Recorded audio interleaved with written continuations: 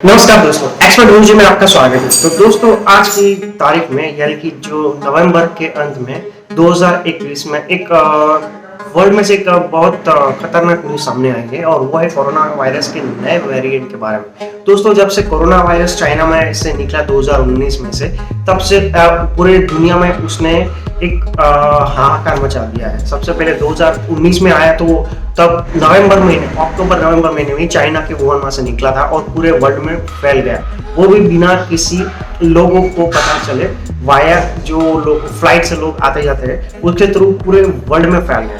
तब उसके बाद दूसरी लहर आई डेल्टा वेरिएंट की, जो यूके में से निकला था। और उसके बाद जब कोरोना की जो दूसरी लहर आई तब पूरे वर्ल्ड में हाहाकार मच गया था। जैसे कि अगर इंडिया की बात करें तो इंडिया में हर रोज करीब 4 लाख जैसे नए केसेस आ रहे थे।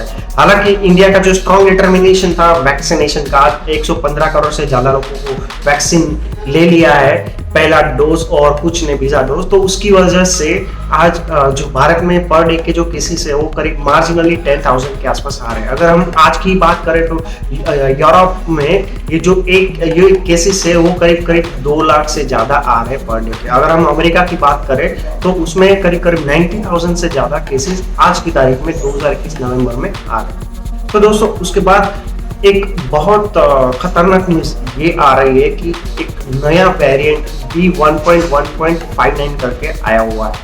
तो ये है साउथ अफ्रीका के बोत्सवाना में ये पाया गया था फर्स्ट केसेस 7 नवंबर 2021 को, यानी कि इसी महीने में करीब एक हफ्ते पहले वहां पे कोरोना वायरस का नया वेरिएंट पाया गया। और वो नया वेरिएंट इसलिए वो लोगों के ग्लोबल डिस्कशन का पॉइंट सेंटर बन चुका है क्योंकि ये जो म्यूटेशन है वो जो डेल्टा वेरिएंट यानी कि दूसरी लहर में जो आया था वो 32 दिनों में जो अपना रूप बदल देता है और महामारी फैला देता है, ये सिर्फ 15 दिन में फैलाता है।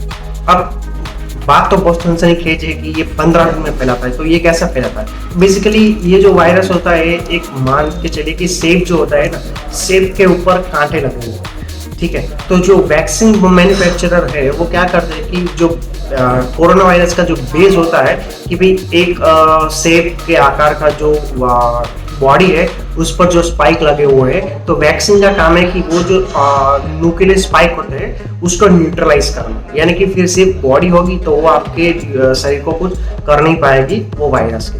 तो ठीक उसी तरीके से जो वैक्सीन बनाई गई थी वो 2, 5, 11 वेरिएंट को ध्यान में रखकर बनाई गई। अब ये जो है नया जो वेरिएंट जो डेल्टा वेरिएंट का नया एक्सटेंशन है कोरोना वायरस का, जो चाइना में से प्रोड्यूस हुआ था, वो है उसके जो बॉडी है यानी कि सेब है, सेब के ऊपर 32 स्पाइक है।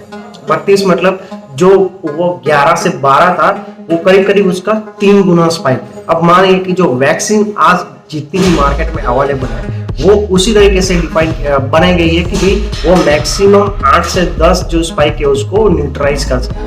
अब अगर वैक्सीन नहीं ले तो वो अगर किसी को इन्फेक्शन होता है तो वो तो बहुत सीरियस इशू हो सकता है, किंतु अगर जिन लोगों ने वैक्सीन लिया है वो लोगों के लिए भी ये एक चुनौती साबित हुई। तो सबसे पहली बात ये है कि जितने भी कहीं पर भी लोग हैं, कहीं पर भी चाहे अमेरिका में हो, इंडिया में हो, यूरोप में हो, सबसे पहले वैक्सीन ले लेना जरूरी है। अगर वैक्सीन आपके शरीर में होगी तो आपके शरीर में ऐसे एंटीबॉडीज पैदा होंगे कि वो खुद ही नए सेल जनरेट करके कोई भी ऐसे फॉरेन एलिमेंट्स आते हैं तो उसके सामने लड़ने के लिए वो ताकतवर बनेंगे। अगर आपके शरीर में उसकी रेजिस्टेंस पावर ही नहीं है तो आप वैसे ही उसका सॉफ्ट टारगेट बन सकते हैं। तो सबसे पहली बात है कि ये वायरस जो है उसकी असर क्या हो। तो ये जिसे न्यूज आई कि भाई नया कोरोना वायरस का वेरिएंट आया है वो 15 दिनों में ही फैल जाता है। उसका क्लासिक एग्जांपल लेते हैं कि हांगकांग का जो एक बिजनेसमैन था वो साउथ अफ्रीका में गया था और साउथ अफ्रीका में करीब वो 3 महीने रहा था, जुलाई से लेकर नवंबर तक, 3 से 4 महीने।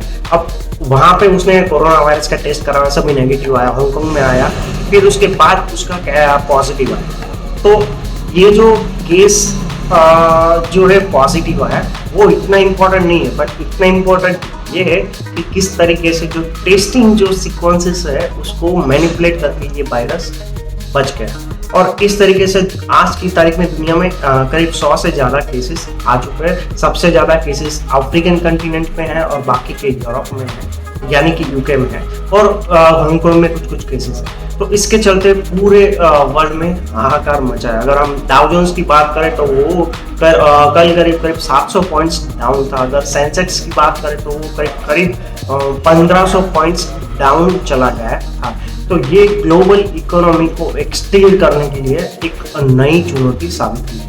हालांकि अगर आप एक बात क्लियर रखते हैं कि भाई वैक्सीन ने आप खुद को वैक्सीनेट करते हैं, चाहे कोवैक्सीन हो या फिर कोविशील्ड हो, तो आपका रिस्क वैसे भी 50% कम हो जाता है। और उसके बाद जो अपनी बॉडी है वो खुद ही ऐसे सेल्स जनरेट, जो फॉरेन एलिमेंट आते हैं उसके सामने लड़ने के लिए अपने आप को खुद को प्रिपेयर करती है। किंतु हाँ, एक बात ज़रूरी है कि हमें जो प्रोटोकॉल्स है, जैसे कि मास्क लगा के रखना है, सोशल डिस्टेंसेस लगाना है, वो बहुत ही ज़रूरी है। हालांकि अभी के जो टाइम है उसमें सब टेक इट फॉर ग्रांटेड होने लगा है। अगर बाजार में घूमो तो लोग बिना मास्क कैसे चले आते हैं, तो वो कहीं ना कहीं हमारे लिए आने वाले समय में चुनौती साबित हो सकती है। दोस्तों, आपका क्या कहना है? कृपया कमेंट करके कमेंट बॉक्स पर अपनी राय जरूर बताइएगा। Thank you very much for watching this video.